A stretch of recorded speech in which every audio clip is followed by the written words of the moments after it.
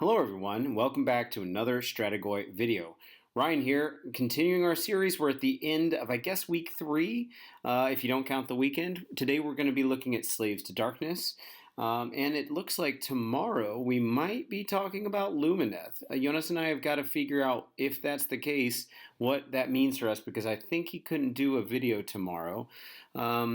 But maybe we'll do it, delay it a little bit, do it on Sunday, or maybe we'll end up having me just do a quick one, and then he'll do a more expansive one where he talks about some list ideas and stuff like that.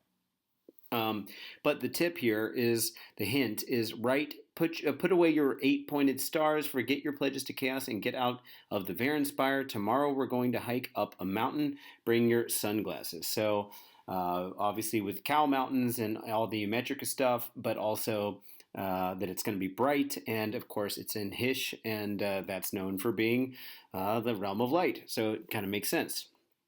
But anyway, today we don't have a GHB update, it's just the slave stuff. So this is actually one of the factions I've played a good chunk of in 4th edition, especially with Theridons, and then eventually with Varangard, Be'lakor, and Chosen, all the filthy stuff. So feeling pretty comfortable talking about this, but I've never gotten an Abraxia out on the table, but I do have one, so I'm looking forward to seeing what could have changed in the meantime. But yeah, before I forget, guys, please feel free to like, share, and subscribe, comment down below, hit us up in the Discord, all that good stuff to help keep the message out there. All right, let's get on to what's going on with Abraxia. Abraxia was one of the Dawnbringer Crusade updates to the range, if I'm not mistaken, and is meant to be kind of a hero, a unique hero for the Varangard, basically like an extra special Varangard. Sometimes you'd see her, I think it's a her, on the field, but I don't think Abraxia has been quite as popular as maybe GW had hoped, and obviously this little nod, as we've seen with a lot of the updated Scourge of Ghyran battle profiles, and also war scrolls, seems to indicate that they want to boost the presence in tournaments and otherwise of these units that have amazing models or interesting interactions, and just give them a better reason to be on the table. So anyway, Abraxia at current points value is 320. This version would be 360, so going up 40, but again, we don't know what's going to change with the battle scroll with just the regular points. In terms of the units that Abraxia can bring, it's still 0-1 Runish Champion, that's one of their Italics heroes, any Slaves to Darkness, and nothing else changes there. So let's go and take a look at what's changed with the War Scroll itself. So I'm going to pull this up in the book, and then we'll get on to it. So Abraxia, if I look at the weapon wheel here, 10-inch move, 14 health, control 5, which is remarkable for a well, she is a monster, never mind, but it's not a model that I would typically think of as necessarily having control 5, but that is in line with being a monster. Then a 3-up save and a 5-up ward, which has always been on the unit, but is now, or at least in 4th edition, but is getting moved up to here, like the Soulblight books and the War Scroll cards that we'd seen up till now. The keywords stay: unique, hero, monster, 5+ ward, chaos, slaves to darkness, and warriors of chaos. That warriors of chaos being extra nice because a lot of buffs trigger off of that keyword. But so nothing changed there. In terms of the weapons, so we still have Gorbolga, but it now has Gorbolga the Accursed. We'll see if that makes a difference here. And then we've got a bracketing profile for Thanatorg's Claws, and Fangs got changed into Thanatorg's Vicious Claws. So we'll see. But the main profile, the Rider's profile, was 5 attacks, 3s, 2 rend, 2 damage, and now is getting a point of extra damage thrown in. So that seems nice. And it always had anti-hero +1 rend and charge +1 damage. So now we're just getting a free extra point of damage, pushing this up to 4 damage on the charge, which is nice. And then Thanatorg's Vicious Claws, this profile was 6 attacks, 4s, 3s, -1, 2. So we're seeing a few changes here. It's still 6 attacks that are bracketing down to 4. And it's still 4+ to hit, but it's getting +1 to wound and it's getting +1 rend here. So sure, that's really nice. Nice upgrades. Yeah. And then the weapon, how there's a lot of weapons on the or abilities on the war scroll. Some of them did impact the output of the unit, so I'm going to try to cover those first since we're talking about melee weapons right now. Let's see. So we had, other than the battle damaged ability, we had 4 other abilities on the war scroll. One of which was a rampage. So I'll get to that in a minute because that didn't have anything to do with boosting the attacks profile. But what did was the profile, the any combat phase ability for Gorbolga the Accursed, which of course that's the name of the melee weapon now, and that was the name of the ability. So let's see how those two kind of have evolved. So the way the ability used to work, it was any combat phase. If this unit is in combat, roll a dice and apply the corresponding effect. So you had something on a 1, a 2, 3 to 5, and then 6. If you rolled 1, then you would take 1 damage point to this unit, and it couldn't be warded because it was directly allocated, if I'm not mistaken. 2 had no effect, so basically 1 and 2, nothing positive was happening, and with a 1, you were taking damage. But if you rolled a 3+, you're getting something nice. So a 3 to 5 was add 1 to the damage characteristic of this unit's Gorbolga for the rest of the turn, so that's now just a freebie. And then if you rolled a 6, you got the effect of White Hot Varanite, which was the +1 damage, and crit mortals for the rest of the turn. So we'll have to see. Functionally, on a 1 out of 6 chance, we've lost our crit mortals, but now we've also traded that for not getting hurt, unless there's something else on here that's giving us that ability back. But that's how that used to work. That was any combat phase, so you had to trigger that up to 10 times a game. It wasn't lasting until your next hero phase or something. Let's see. Other abilities we had were Blood of Molten Varanite. It was kind of a splashback, if I'm not mistaken. Roll a dice each time a damage point inflicted by a combat attack is allocated to this unit. On a 4+, inflict 1 mortal damage on the attacking unit after the fight ability has been resolved. So a 4+ splashback. And obviously, because you had 14 health, the most you were ever going to get out of that, because allocated was after the ward save, if I'm not mistaken, would mean that max you were doing on average throwing 7 back. 14 wounds worth of 4-ups, if you will. It doesn't seem that ability is on here anymore. We also had 2 more abilities. I'll do the non-rampage first. We had Warlord of the First Circle. If a friendly Varangard unit uses the Relentless Killer's ability while it's wholly within 12, that unit does not have Strike Last as a result. So that's the once per game per Varangard unit ability to fight twice in one turn, but the second time you had Strike Last. So this time it would have been you strike first. Well, no, you strike regularly with it whenever that timing would be, and then the next one could be activated as soon as the next time you get to activate a unit. You'd think that would have made Abraxia really popular with Varangard, but I think a lot of Slaves players would say that her extra points wasn't doing enough to make it actually worth it. You could have just put those points into something that would do some more damage, like Knights, or part of the way towards getting another Varangard block of 3 or something. But anyway. And lastly was Roar of Domination. That was the Rampage ability. It was once per turn army, but like I mentioned yesterday when talking about Rampages, even when it's on a unique unit like this, they still write that just for consistency's sake.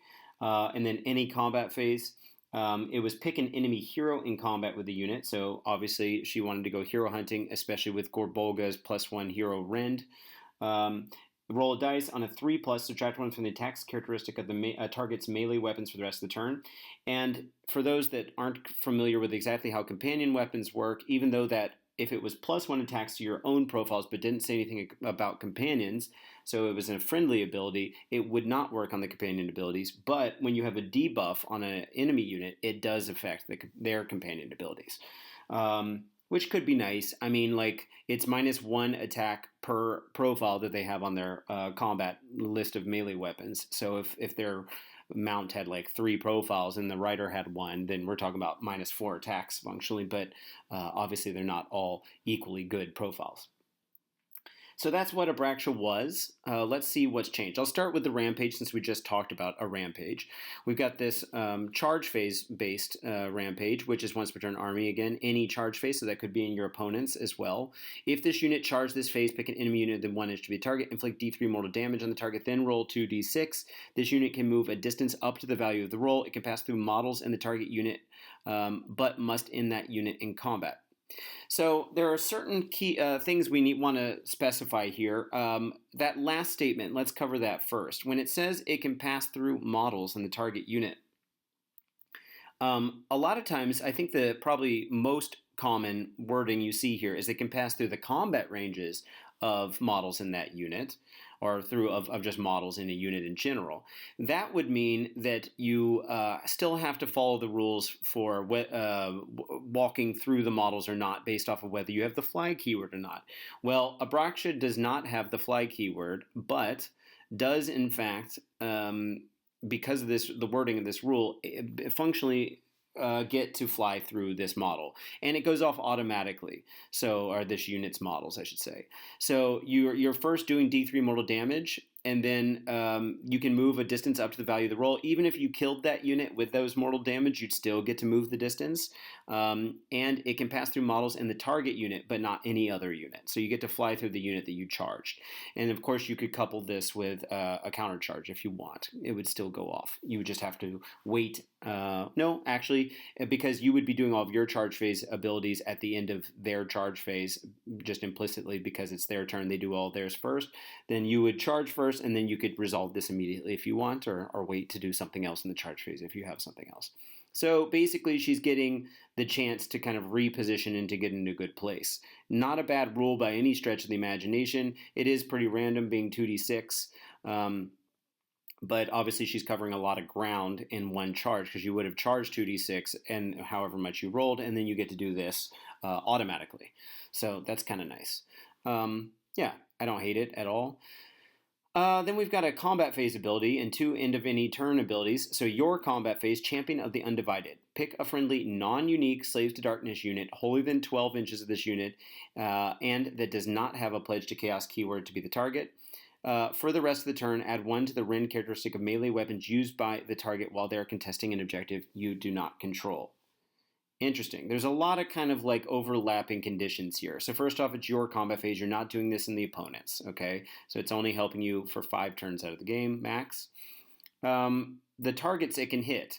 So Slaves to Darkness in general, as long as it's not unique. So obviously she can't target herself. She can't target Bellicor, Archaon, Eternus, any of the Dark Oath named heroes. I don't know if I'm forgetting anyone else that's real important, but that's the main list right there. But otherwise, it's the whole army. But then it says they also do not have a Pledge of Chaos keyword. So that means that they either don't have it built on their war scroll, like a Gaunt Summoner does with the Tzeentch keyword, or the Mutalith Vortex Beast, I think, has one built in. The Slaughter Brood has Khorne built in. The Demon Prince, usually, I think when you pick a Demon Prince, you automatically get one. Is that true? At least that's how, yes, mark it during army composition, yeah, you'll have picked one. And it only says can, so technically you could have a Demon Prince that doesn't have one yet, but a lot of times you would have chosen one. So we're talking about basically all the things that don't have one, including the ones you haven't chosen to give to one of your units thus far, because every hero phase you get to choose one new unit to pledge to Chaos. And also not the unit that has the banner. Unless, of course, it was the Dread banner, which is the neutral, undivided one, which lets them later choose a Pledge of Chaos. So lots of conditions to have to kind of think through here. But what are you basically doing? You're getting some extra rend out of a unit that currently doesn't have one of those buffs going on it. And certainly, that's an interesting trade-off to make. So if she is running around with, say, some Chosen or some Varangard, then if you had another unit that you did want to give, like the nice charge, roll 3d6, discard the lowest, or you wanted to give the Tzeentch teleport to, or whatever it might be, then you still can buff a unit at the same time. It just would be a different unit. So you can be getting some buffs out of additional units, which is kind of nice. But then here's the next stipulation: it has to be used by the target while so the unit you're trying to buff the rend of, they are contesting an objective you do not control. So this is encouraging you to keep advancing and getting new objectives, going to take new land, if you will, with this unit, or the unit that you're trying to buff. So, I mean, yeah, that's a sticky stipulation because if you're doing really well, obviously you're not getting this off because you're probably contesting most of the objectives anyway. And if you do take that objective that turn, then that objective is no longer an eligible target unless they take it back. Then you have to move on to get that buff. But with her extra 2d6 move, I suppose that could help you reposition to go get that. And it is just a unit holier than 12, so they don't have to be super, super close to give it to some unit. And then obviously if you don't take that objective, then it could work for the following turn, which why not? That's pretty good. I like the ability. It's not, it's a little situational. Let's put it that way. And the fact that it's only in your combat phase, it does say for the rest of the turn, not until your following hero phase. So, it's nice, but I don't know that it's going to change, the whole complexion of how the army plays or anything. Okay, then we've got 2 end of any turn abilities. The first up, I guess, will be Unending Will to Conquer. If this unit is contesting an objective you do not control, heal D6. End of any turn, so that would be max 10 times per game. On a unit with a 14 health, 3 up save, 5 up ward, that's certainly not bad. And it just kind of reinforces this idea that Abraxia wants to go be conquering new lands, if you will. So it works in synergy with the rule we just talked about. And then we've also got end of any turn Mutative Spear. Pick an enemy unit that had any damage points allocated to it this turn by this unit's combat attacks to be the target. The target has a maximum control score of 1 for the rest of the turn. Interesting. I just said in one of the videos that we've been kind of working control score out of the game a bit, and I'd even said, at least in one of it might have been in the Seraphon, in one of the 3 recordings I did, I don't know if it was in the one that went live, that the control score stuff doesn't seem to be actively playing a role in these new war scrolls, and they're kind of working them out of the war scrolls, the regular index or battle tome versions of them. Maximum control score of 1 for the rest of the turn is obviously doing a bigger swing on either big blocks of hordes, because remember there's a difference between control characteristic, that's what's printed on the wheel, and then control score is what, say you've got 40 clan rats standing on an objective, even though they each have a control characteristic of 1, they have a control score of 40, and the fact that you reduced it down to 1 from 40 is huge. So like a problem that Slaves to Darkness, especially playing a like elite Varangard or Chosen build, is going to have is they don't have that many bodies on the table, and Abraxia could help really work through Gargant problems that they're having objectives, or like big horde army problems. Strangely enough, this ability doesn't work well with the other 2 abilities because you don't want to control that objective. And this is helping you control it, which means it's going to help Abraxia, chasing the dragon of having to go keep taking objectives, which is totally fine. But I think at the end of the day, I think this is one of the best control score alteration kind of abilities that we've got. But yeah, I guess it kind of works against the other 2 abilities. So functionally, what we really lost here was, if you want to think of it that way, was the splashback mortals, which I think I'd probably rather her just heal. We lost the Varangard ability to let them fight, not strike last with their second engagement, but just strike normal, if you will.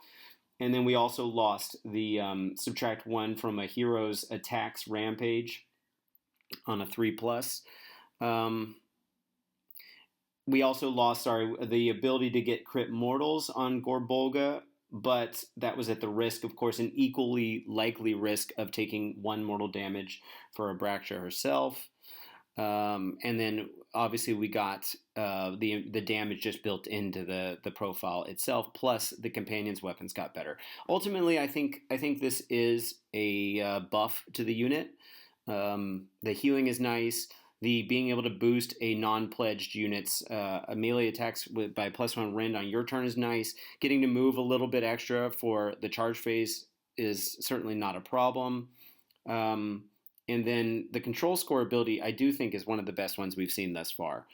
Um, so, yeah, I like this. I do. I think it's going to make Abraxia an auto take in the army.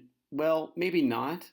But here's the cool thing about it is you no longer feel like Abraxia has to be running around with Varangard, right? Abraxia could be running around with anyone in Slaves to Darkness that isn't pledged and be giving that +1 rend and still having a nice impact on the game, helping you beat out Horde armies or Gargants or whatever it might be. So, yeah, I think this is pretty strong. Slaves players, though, I mean, I'm a Slaves player as well, but Slaves players that have used Abraxia or have wanted to use Abraxia but haven't because of the way the War Scroll has been, let me know what you think of this one. All right, let's move up to the 2 new battle formations we've got, plus some new artifacts. So a pretty standard set of new buffs here. We got 2 new battle formations, one of which is Chaos Horde. This is going to be once per turn army, your hero phase. Pick a friendly Warriors of Chaos unit. Now, that doesn't mean Chaos Warriors. That just means something with the keyword Warriors of Chaos, which we saw that Abraxia also has. And it's going to be the main chunk of the kind of like standard guys in the army. It's not the Darko stuff. There's definitely some notable units that aren't Warriors of Chaos, but a lot of the main dudes clad in black, in the standard paint scheme are Warriors of Chaos. Then pick up to 2 visible friendly Dark Oath units that do not have a Pledge to Chaos keyword yet, at least, and are wholly within 12 of that Warriors of Chaos unit to be the targets. So now we're already talking about mixing and matching. Some amount of Warriors of Chaos plus up to 2 Dark Oath units. Well, when I say some amount of Warriors of Chaos, I mean that your army has at least 1 in it.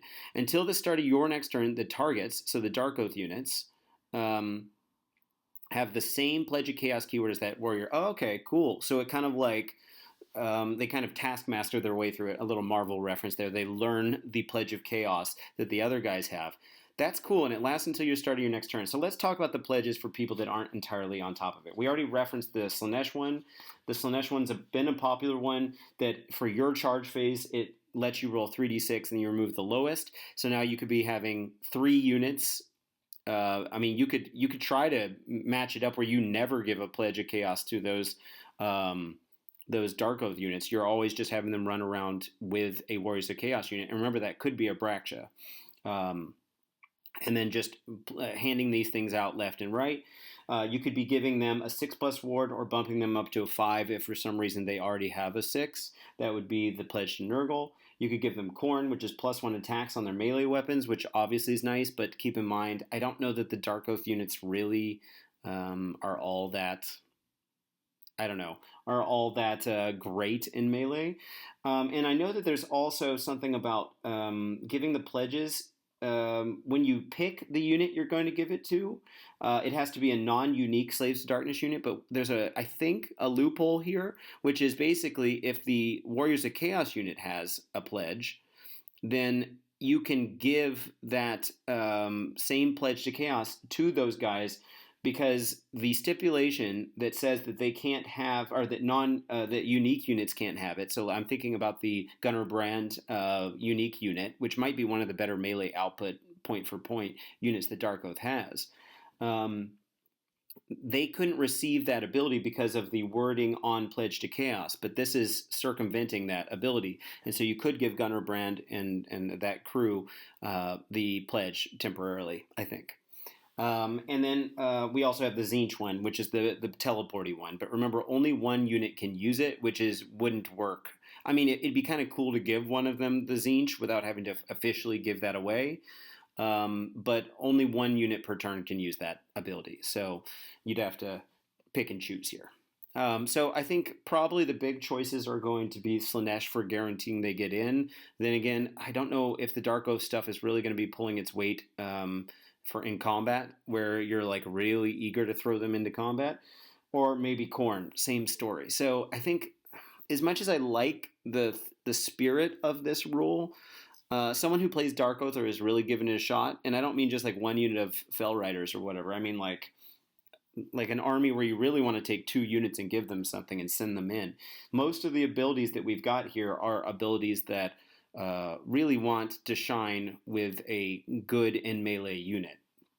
6-up ward is, no one's complaining about that, but I don't know if that's the reason you would take this battle formation. That said, it's worth pointing out that Slaves has a notoriously meh set of battle formations in the sense that basically everyone just takes the God's Wrath Warband, the one that defiles objectives so that they do some kind of chit mortal damage every once in a while.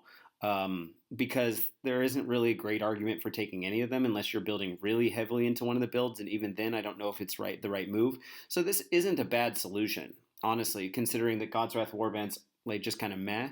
And this is at least turning on the Dark Oath units to have a little bit more flexibility. So, I think it's kind of cool.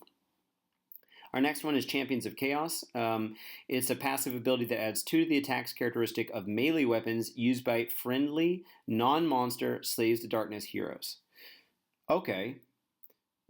So this would be all Slaves to Darkness heroes, even unique ones, as long as they're not monsters. So we need to discuss who that's excluding. Obviously, it's excluding Archaon and Be'lakor. It's excluding Abraxia, because we saw that she is, in fact, a monster. And then, trying to think, Eternus is not a monster, so he could actually use it, despite being unique. Adding 2 to the attack's characteristic. I mean, I immediately think of Demon Princes, because they have a pretty solid melee profile. They have Strike First. They could be getting up to 2 rend. They have against heroes. If they've got the trophy rack. Crit Mortals, 6 attacks base, so adding 2 attacks to that is adding a 33% performance boost. Really nice on Demon Princes, and remember, one of your heroes could technically transform into a Demon Prince later, so that could be cool. Let's see, and this of course would not apply to your companion weapons, so if you're riding something, it doesn't do anything. Eternus is going from 6 attacks to 8 with 3 damage on the charge, and then, yeah, let's see, 3's -1, that's okay. Centurion Marshal, probably not where you want to use that. A similar profile, though. Let's see. Chaos Lord on Demonic Mount is going from 5 attacks to 7 with 2 damage or 3 damage on the charge. Yeah, with 2 rend. Chaos Lord on Karkadrak has Crit Mortals built in. They would go from 5 attacks to 7 attacks. 3's -1. 2 damage or 3 on the charge, so not bad. Chaos Lord, similar story. Our Exalted Hero of Chaos really wants to go in to fighting heroes or monsters. So that would be going from 5 attacks to 7 with potentially -3 rend if they're fighting a hero and a monster. And they would be having 3 damage against heroes or monsters. So, could be something. Doesn't need to have charge to get it. And it has really good rend. But at the end of the day, I mean, well, actually, now that I think about it, I really love this for my Therodons build because then the Myrmidons are going from 6 attacks to 8, and then if it's wounded, it's already got 2 attacks, so now it's going to 10 attacks at 3's, 2's, -1, but -2 against monster, 3 damage. Yeah, I actually really like this for my Therodons build.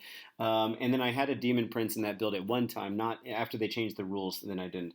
I mean, this is flavorful. And again, what I said about the battle formations is, like, did I really need God's Wrath Warband? Not really. There's a version of Reality for sure where I just take this on a going crazy with Myrmidons list. Like, Myrmidons actually do a crazy amount of damage for people that haven't played against it. I still think it's one of the best Italics heroes you can take in the game. You take Be'lakor and a Myrmidon, and then take a foot hero or something that can take a Myrmidon as well. I forget who all can take it. You've got a pretty decent set of output for the heroes in your list already. And then some Therodons aren't bad. They're just kind of squishy. So anyway, yeah, that's kind of fun. I'd like to give that a go with my Myrmidon list for sure.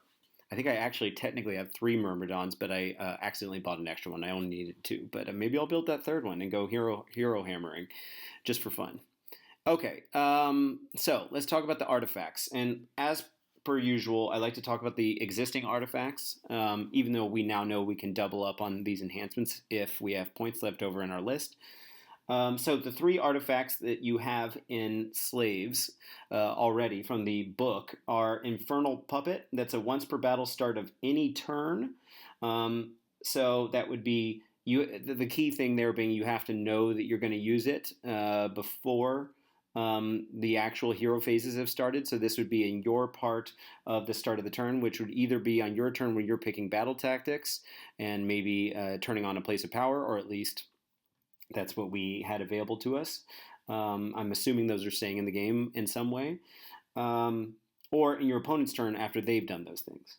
So you pick a visible enemy wizard within 24 inches of the bearer to be the target, and then for the rest of the turn, each time the target is picked to use a spell ability, inflict D3 mortal damage on the target as a reaction. If the target is destroyed by this ability, do not resolve the effect of that. So particularly strong gets like Nagash or Croak or Teclis or whoever. But in a lot of builds, it's only turning off like a 1 or 2 level caster, maybe disincentivizing them from casting. So, it is a popular one to choose just because some of the artifacts weren't like amazing. But yeah, another choice was the passive ability, the Conqueror's Crown, which was subtracting 5 from the control scores of enemy infantry units while they're in combat with the unit. Again, there weren't a ton of heroes that were like really dying to take this, but I mean it's fine. But Abraxia's version of control score manipulation is way better. The new version, I should say. And then there was the Realm Warper's Twist rune, which is a once per battle your hero phase, picking a terrain feature within 12 inches of the unit to be a target. And if the target does not have the obscuring terrain ability, it gains that ability in the start of your next turn. And then roll dice for each model, friendly and enemy, within 1 inch of the target.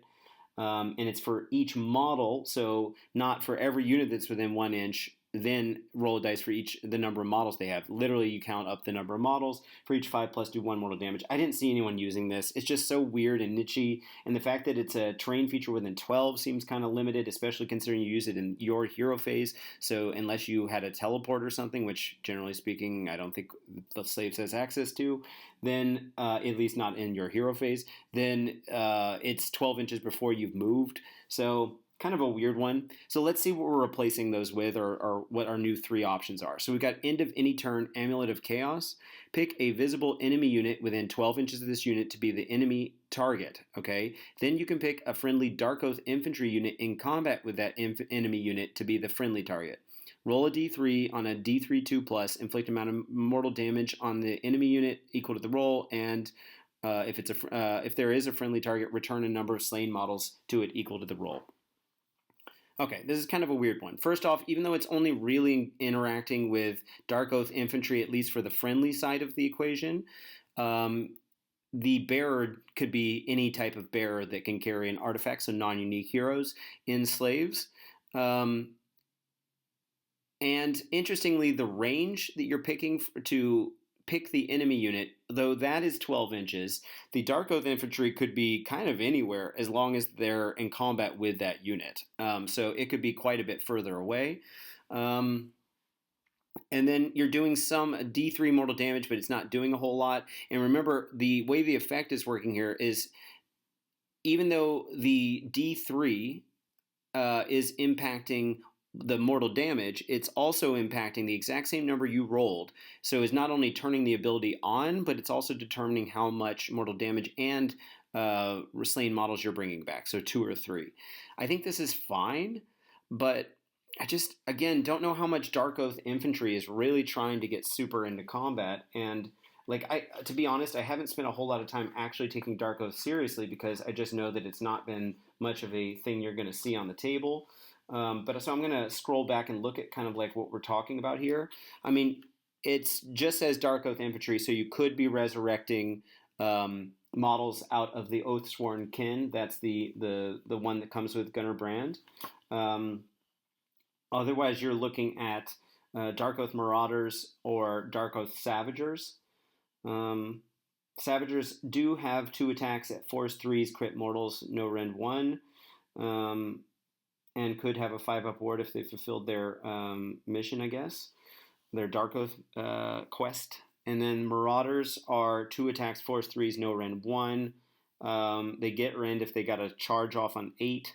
And then if they're slain by a combat attack, they've got some like splashback wounds. Yeah, I don't know if I'm really all that convinced that this is an ability I really want, but I suppose if you're leaning into Darko stuff, why not?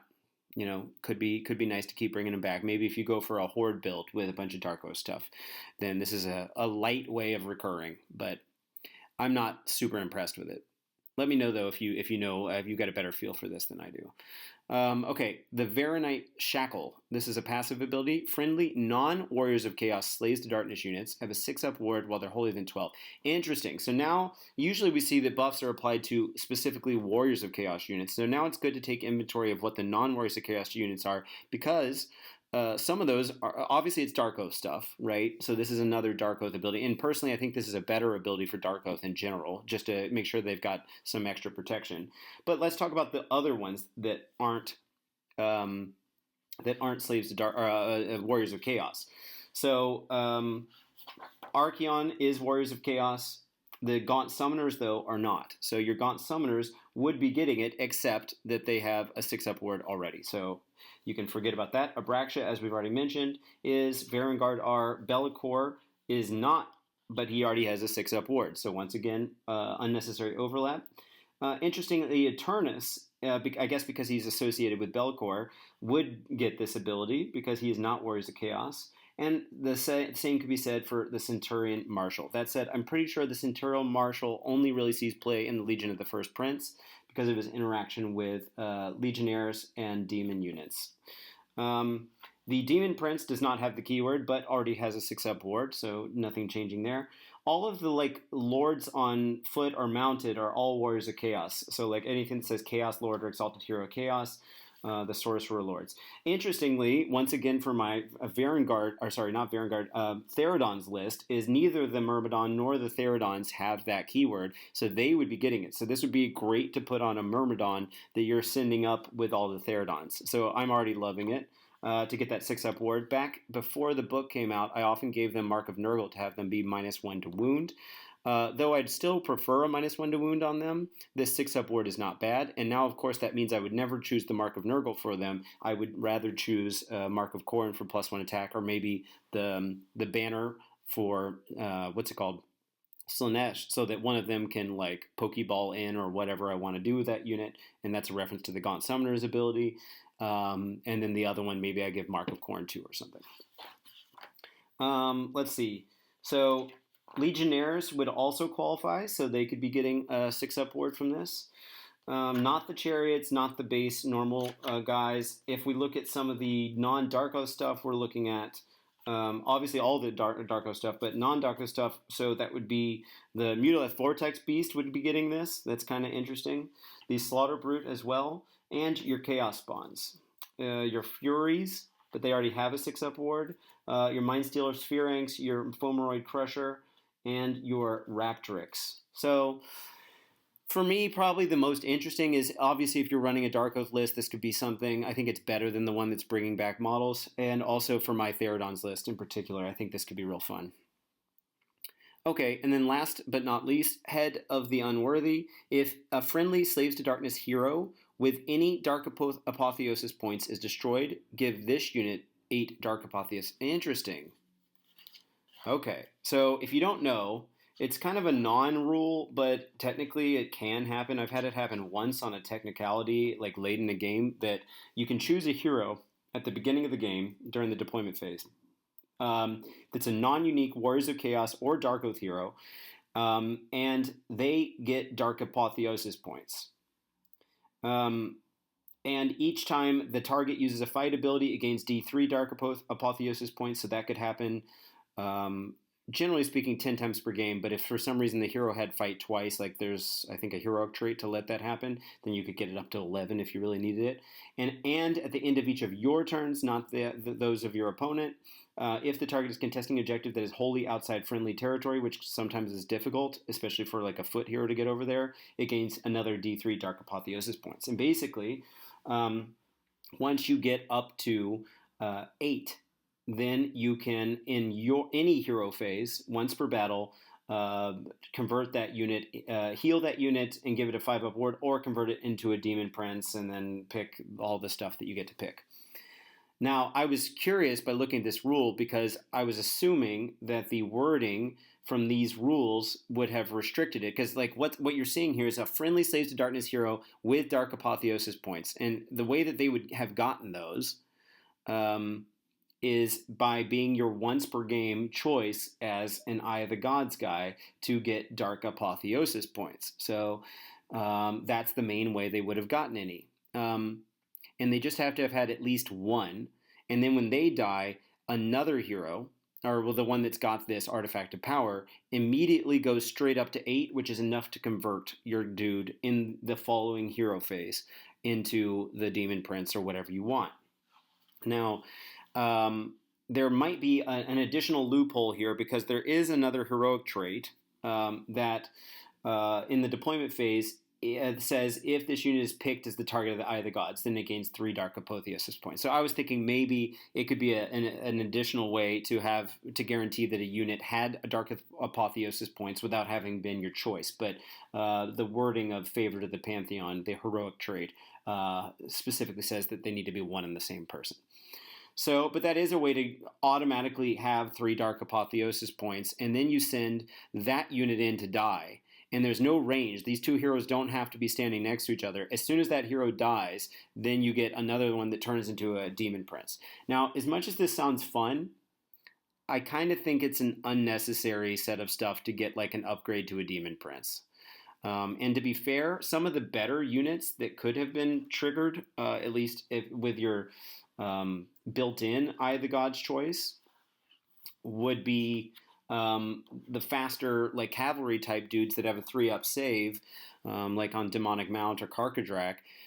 And their other abilities that they already have built in are actually pretty solid. So when they convert to a Demon Prince, they're getting better in a certain sense, but in another sense they're losing some of their cool rules.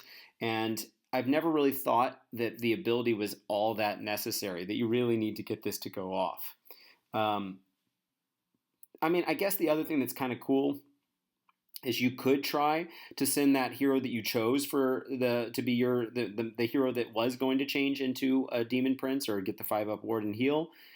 And then if it goes off, then great, you have a choice to let that hero become the hero. You could also choose not to convert them and let them still keep them around and let them die. And then you can make another hero that. I don't think you could get 2 guys out of this. Like, say you convert him to a Demon Prince, then he dies, and then you could get it, because then he wouldn't have the Dark Apotheosis points. Let's see. No, because, yeah, the Dark Apotheosis ability says once per battle army, so you could only do it the once. It's not like you're going to get 2 Demon Princes out of this. So, all right.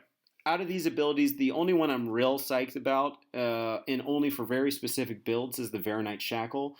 I think it could work in a Dark Oath army for sure, just to get them some 6-up wards, and it works on like the Theridon list that I was talking about, and maybe some other random, if you want to like play a horde list of like, I don't know, random non-Warriors of Chaos stuff like Mutilith Vortex Beast or something. I guess there's something there, but probably not. The formations I like a bit better. I think this is sort of the Chaos Horde is a decent choice for someone who's really trying to make the Dark Oath stuff work. The other Dark Oath one that we already had built in was the Dark Oath Horde, and that was a once per turn army your movement phase. If there's a friendly Dark Oath hero on the battlefield, pick a friendly non-hero, non-unique Dark Oath unit that has been destroyed, and on a 3-up you can bring it back and replace. I don't know. It seems like you would choose that one over the one that works with the Warriors of Chaos, because at least you're recurring, right? Instead of getting some extra pledges that maybe are, like I said, the pledges are of questionable value, maybe. But I mean, I think it's nice to have an alternative to that one if you want to use it. And then this one right here, Champions of Chaos, it's obviously built for like hero hammering it. Also helps guarantee that you'll get this the maybe not this specific Head of the Unworthy, the extra apotheosis points, but if you want to send a unit in and just have him go ham, it's boosting their output by, I guess on most heroes we saw 5 attacks or 6 attacks, so we're talking about 40 33 to 40% output, and there's nothing you have to do to make it go off. Like it just always is on, running like what's it called? The Myrmidon spam is actually really fun. And then you give them all a 6+ ward and just have them go crazy. I think there's actually something there. So I mean, it's more of a meme, but I think it could be fun. So, and don't forget, most of the heroes in Slaves to Darkness have a 3-up save. At least a good chunk of the Warriors of Chaosy ones. So that would apply to them as well. So I mean, if you want to go hero hammering, I would say it's probably a better build than what you would do with a similar Fire Slayers list. It's also hero hammering. Um, yeah, not bad. But mainly, I think the main event here was Abraxia. I'm using for the kind of thumbnail art. I wanted to use Abraxia for the thumbnail art, but I couldn't find anything that I was really happy with for a big blown up image. So I went with the Dark Oath stuff instead. But I think even though this update is trying to help out the Dark Oath, to me the Abraxia change is the highlight, and then some meme stuff on the side. But what do you guys think? And it looks like we'll be doing Lumineth either tomorrow or maybe early on Sunday. We'll see. But thanks so much for following, guys. Let me know what you're thinking. And until next time, Ryan out.